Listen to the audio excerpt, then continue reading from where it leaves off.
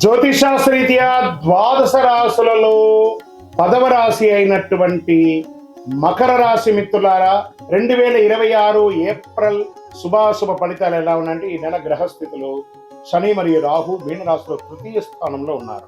దీనివల్ల మీకు ధైర్యం, కమ్యూనికేషన్ పెరుగుతుంది. కేతు కన్యా రాశిలో నవమ స్థానంలో ఉన్నారు. అదృష్టంపై కొంత గందరగోళం ఉన్నా కూడా పొందుతారు. గురు మిథున రాశిలో షష్ఠమ స్థానంలో ఉండడం వల్ల ఉద్యోగంలో పోటీ, శ్రమ పెరుగుతుంది. ఈ నెల మీకు శ్రమ, ఫలితం మిశ్రమంగా ఉంది. ప్రాబ్లం ఏం లేదు, ఘటన అయిపోతారు. 60-40 అని కూడా అనుకోవచ్చు. రకంగా ఉద్యోగస్తులో పనిలో పోటీ పెరుగుతుంది, బాధ్యతలు పెరుగుతాయి. పై అధికారులతో జాగ్రత్తగా ఉండాలి. కానీ మీ కష్టం ఫలిస్తుంది, స్థిరమైన పురోగతి ఉంటుంది. ఐటీ, సాఫ్ట్వేర్, సర్వీస్ రంగాల్లో ఉన్న వారికి మంచి మంచి అవకాశాలు వస్తున్నాయి. వ్యాపారస్తులకి కొత్త ఒప్పందాలు వస్తాయి. నిర్ణయాలు జాగ్రత్త అవసరం. భాగస్వామి వ్యాపారాల్లో అపోహలు రావచ్చు. ధన విషయంలో వస్తే ఆదాయం స్థిరంగా ఉంటుంది. ఖర్చులు కూడా పెరిగే అవకాశాలు. షేర్ మార్కెట్ పర్వాలేదు, జాగ్రత్తగా ఉండండి. ఈ నెల మిశ్రమ ఫలితాలని చెప్పచ్చు. షార్ట్ టర్మ్ లో మాత్రం జాగ్రత్తగా ఉండి, లాంగ్ టర్మ్ బ్లైండ్ గా ఉండొచ్చు. మీరు డిసిప్లిన్ అప్రోచ్ ఉండాలి. ఇన్ఫ్రాస్ట్రక్చర్, ఇండస్ట్రీస్ రంగాల్లో కదలిక కనబడుతుంది కాబట్టి జాగ్రత్త పడండి. అందులో చూసుకోవచ్చు. రియల్ ఎస్టేట్ విషయానికి వస్తే మధ్యస్థ ఫలితాలు. ఈ నెల కొత్తగా రియల్ ఎస్టేట్ లో ఏం మీకు పెద్ద ఓహో నువ్వు సాధించేది ఏం లేదు, కొంచెం మధ్యస్థంగా ఉంది, జాగ్రత్తగా ఉండండి. ఇంకా కోర్టు విషయాలు నెమ్మదిగా పురోగతి అవుతుంది. మీకు మంచి జడ్జిమెంట్ వచ్చే అవకాశాలు ఉన్నాయి. కొన్ని విషయాల్లో మీకు చాలా అనుకూలంగా అవకాశాలు ఉన్నాయి. కుటుంబంలో శాంతి ఉంటుంది. కానీ చిన్న చిన్న విభేదాలు.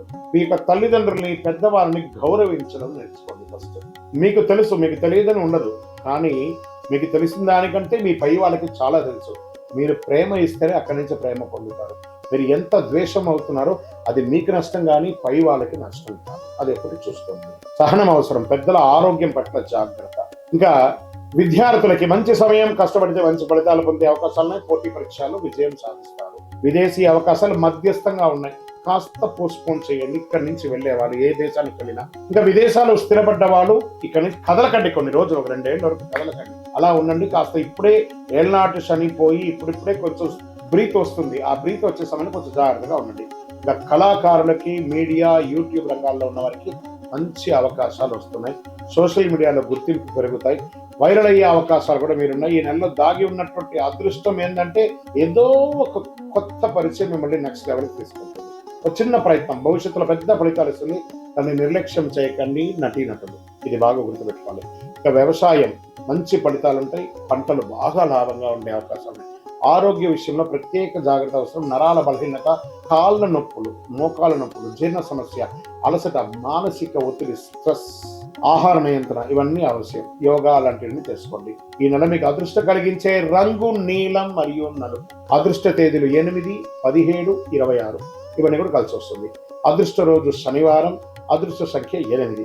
ఈ నెల మీరు చేయవలసినటువంటి పరిహారాలు ఏమేనంటే, శనివారం శనిదేవుని ఆరాధించడం, ఓం శనైశ్వరాయ నమః జపించడం, నల్ల నువ్వులు దానం చేయడం, పేదలకు ఆహారం పెట్టడం, అన్నదానాలు చేయడం, వస్త్రదానం ఇవ్వడం, చెప్పులు ఎవరన్నా పేదవాళ్ళకి చెప్పులు ఇవ్వడము.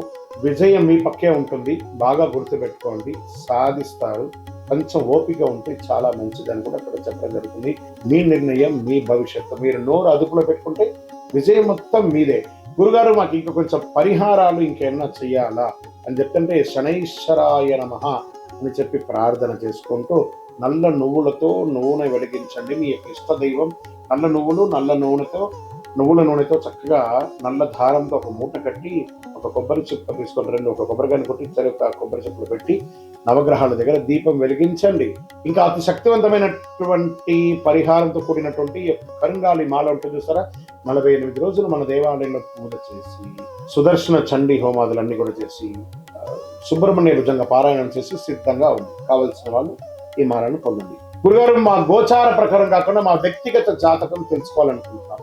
మీ పరిసర ప్రాంతాల్లో ఉన్నటువంటి గురువులని సంప్రదించండి.